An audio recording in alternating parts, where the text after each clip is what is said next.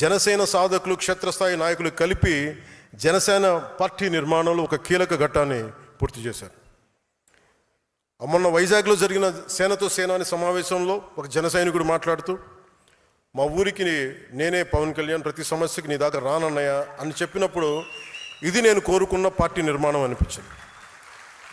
విజయనగరంలో హుస్సేన్ అని ఒక ముస్లిం యువ జన సైనికుడు కార్పొరేటర్గా పోటీ చేశాడు. ఓడిపోయినా సరే అక్కడ ప్రజా సమస్యల పరిష్కారానికి కార్పొరేటర్ కంటే ఎక్కువగా కృషి చేస్తూ ప్రతి మంగళవారం ఒక సమస్యను అధికారుల దృష్టికి తీసుకెళ్లి పరిష్కరిస్తున్నాడు. అందుకే అతన్ని మంగళవారం హుస్సేన్ అంటారు.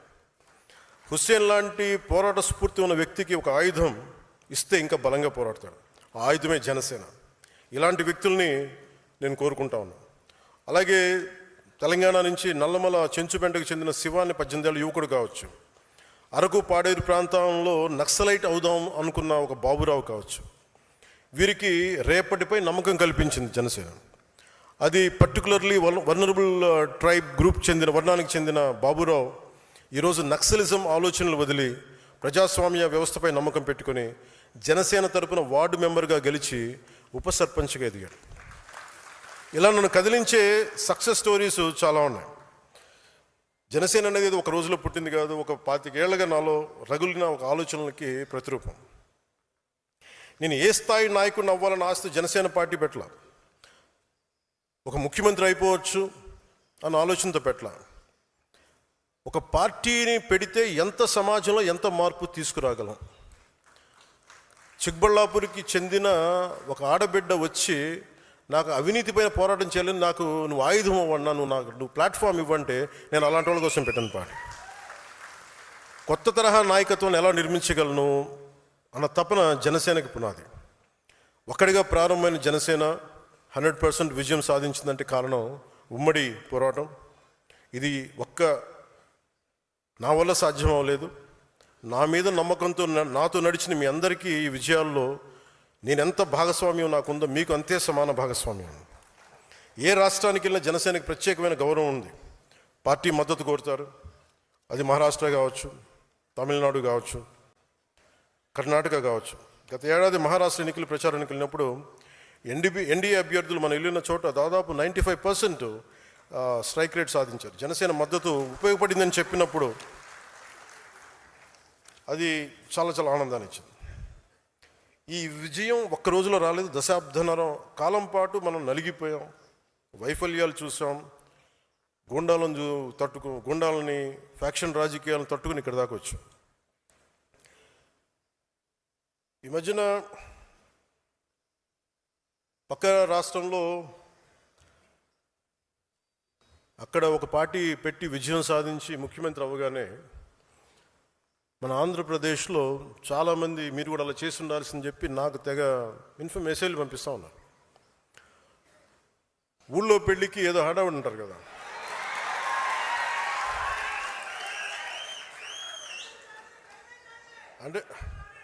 అంటే ఎలా ఉండదంటే మనకి సందులోనో ఒక పెళ్లి జరుగుతూ ఉంటే మన ఊళ్ళో చిన్నపిల్లలు పరిగెడుతూ ఉంటారు అటు ఇటు, వాళ్ళ ఇంట్లో పెళ్ళి అనుకున్నట్టుగా.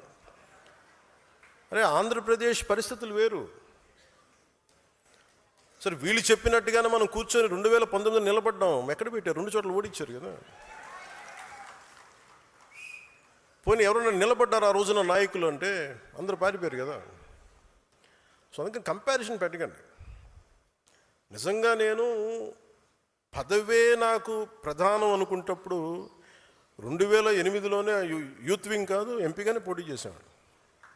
2014లో నేను ఎన్డీఏతో అలయన్స్లో ఉన్నప్పుడు నేను మల్కాజ్గిరి నుంచి ఎంపీగా పోటీ చేయాల్సి ఉంది.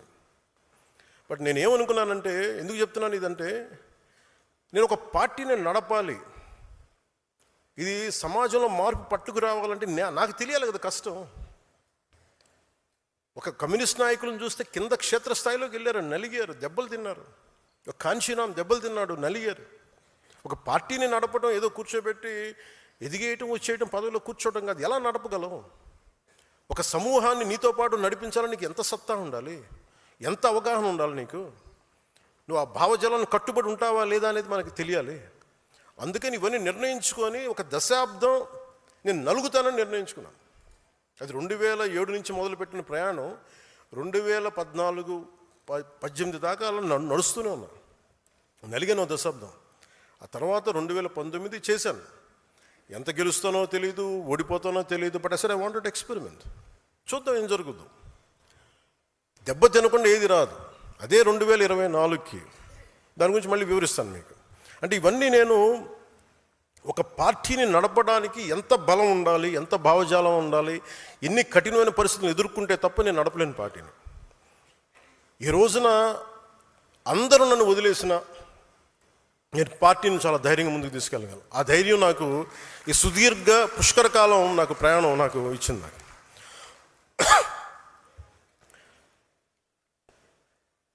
మీలో నుంచి నాకు బలమైన నాయకులు రావాలి. ఈరోజు 100 మందికి సభ్యత్వం నమోదు చేసే స్థాయికి ఎదిగారు. రేపు వారిని ముందుండి నడిపించే నాయకత్వ బాధ్యతలను కూడా మీరే తీసుకునేలా నాయకత్వ లక్షణాలను మీరు అలవర్చుకోవాలి. ట్రెడిషనల్ పాలిటిక్స్ వర్సెస్ జనసేన అనేది ఎలా ఉంటుంది? జనసేన పార్టీని మీరు దేశంలో ఏ ఇతర రాజకీయ పార్టీతో పోల్చలేరు.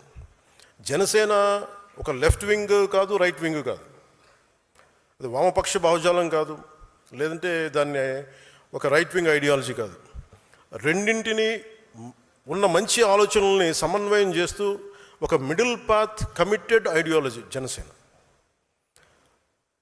నేను సిపిఎఫ్ అనే స్టార్ట్ చేసినప్పుడు ఒక భగత్ సింగ్ పెట్టుకున్నాను స్ఫూర్తిగా. చంద్రశేఖర్ ఆజాద్, సుభాష్ చంద్రబోస్, బాల్ గంగాధర్ తిలక్, ఝాన్సీ లక్ష్మీబాయి వంటి యోధులు స్ఫూర్తితో పాటు, పోరాట యోధుల స్ఫూర్తితో పాటు గాంధీజీ గారిను, ఒక నాని పాల్కీవాలా, లోక్ నాయక్ జయప్రకాష్ నారాయణ్,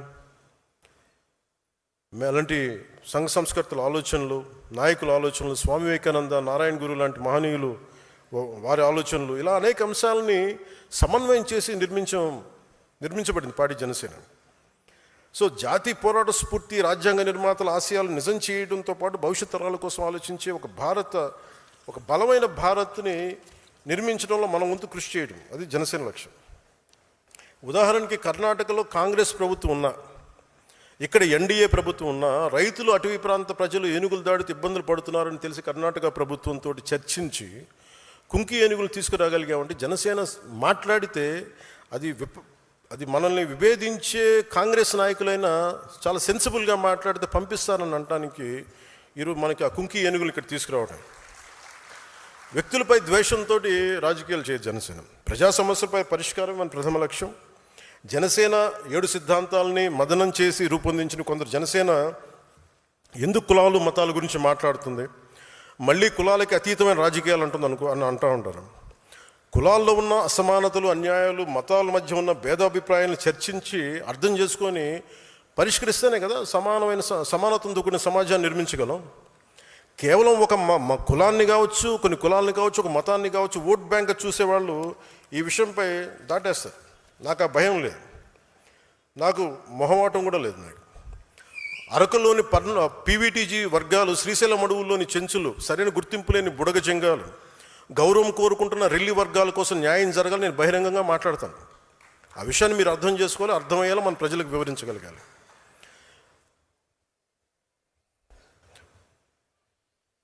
క్రియాశీలక సభ్యత్వం ప్రారంభించడానికి కారణం కార్యకర్తలు కేవలం జెండాలు మోయడానికి, సభలో హాజరు కావడానికి, ర్యాలీలు చేయడానికి కాదు. నా దృష్టిలో కార్యకర్తలే బలమైన పిల్లలు. మీరే దానికి మీరు లేకపోతే పార్టీ మనుగడకి కష్టం. అందుకని నేను మీకు సంబంధించి మీరు అండగా ఉండాలి, మిమ్మల్ని ముందుకు తీసుకెళ్ళాలి. దాంతో సమాజంలో మార్పుకి తొలి అడిగేసే సారథి ఉద్యమి, మన నాయకత్వానికి దృఢమైన పునాది ఉద్యమి, ప్రజల్లో చైతన్యానికి ప్రతీక ఉద్యమి, యువత సంకల్పానికి ప్రతిరూపం ఉద్యమి, మార్పును సాధించే నాయకత్వం ఉద్యమి, న్యాయం వైపు నిలబడే నిర్భయం ఉద్యమి, జనసేన ఉద్యమి వారధి ఉద్యమి. ఏ పార్టీ అయినా మీకు నిలబడిపోవాలి అంటే సంస్థాగతంగా బలపడాలి. ఆ సంస్థలు ఎలా ఉండాలి? నేను పార్టీ నిర్మాణం ఎప్పటికప్పుడు జరుగుతూనే ఉంది. It's one man driven party కాదు, ఒక కుటుంబం నడిపే పార్టీ అవ్వకూడదని నా లోపల నుంచి నేను కోరుకుంటా ఉన్నాను, గుండె లోతుల నుంచి. భవిష్యత్తు ఈరోజు నేను ఒక్కనే నడుపుతున్నాను, కానీ ఒక రోజున ఇది ప్యూర్లీ ఐడియాలజికలీ డ్రివెన్ పార్టీగా ఉండాలి. అందుకనే నేను ఇది మీ అందరికీ స్థానం కల్పించే పార్టీ కావాలి. సగటు మధ్యతరగతి మనిషి కూడా దీన్ని నడిపే స్థాయికి రావాలి. మధ్యతరగతి మనిషి విలువలు, వారి ఆలోచన విధానం పార్టీలో ఉండాలి. నేను ముందు పార్టీ పెట్టినప్పుడు నన్ను అర్థం చేసుకుంది, సిపిఎఫ్ని పెట్టినప్పుడు వామపక్ష భావజాలంతో ఉన్న ఒక హ్యూమన్ రైట్స్ లాయర్ కీర్తిశేషులు భువనగిరి చంద్రశేఖర్ గారు, అలాగే నేనంటే ఎంతో ఇష్టపడి ఒక గద్దర్ గారు, ఒక గుడిలో ఒక పూజారి, ఒక చెంచు యువకుడు, ఒక టిఫిన్ బండి, విజయనగరంలో ఒక టిఫిన్ బండి నడిపే యువకుడు, ఎక్కడో అమెరికాలో కూర్చున్న ఒక ప్రొఫెసర్, ఇలా ఒక్కళ్ళు కాదు అనేక డిఫరెంట్ గ్రూప్స్ నుంచి జనసేన భావజాలానికి ముందుకు వచ్చారు. నా దగ్గర ఉన్నది ఒక సమూహం, అది ఒక సేన, ఆ నిబద్ధతతో కూడిన సేన. దానిని నేను పార్టీని ముందుకు తీసుకెళ్ళాలి. ఎలా తీసుకెళ్ళాలంటే ఫస్ట్ భావమే కాబట్టి ఆ భావాన్ని బలంగా పట్టుకునే వాళ్ళని ఫస్ట్ వాళ్ళ ముందు ఈ సమూహం ముందు ఉంటారు.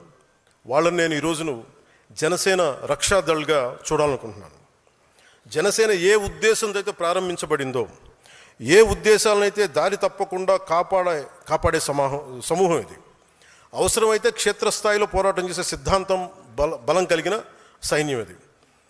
వీళ్ళకి అనుసంధానమైందే వాళ్ళకి ఫుట్ సోల్జర్స్ బ్లాక్, అంటే భావాన్ని పట్టుకొని కూర్చునే వాళ్ళు, అలాగే ఆ భావాన్ని అవసరమైతే క్షేత్రస్థాయిలో నిలబడి పోరాటం చేయగలిగే వాళ్ళు నిర్వాహక్ దళ్. అలాగే దీన్ని ఒక పొలిటికల్గా ముందుకు తీసుకెళ్లాలంటే, ఒక పొలిటికల్ బ్లాక్గా చూడాలంటే పరిపాలక దళ్, అంటే రక్షాదళం, నిర్వాహక దళం, పరిపాలక దళం. ఒక ideological bloc, foot soldiers bloc and political bloc. ఈ పిరమిడ్ మీదే ఈ స్ట్రక్చర్ ఉండబోతుంది. జనసేన భావజాలాన్ని రక్షించే రక్షాదళం,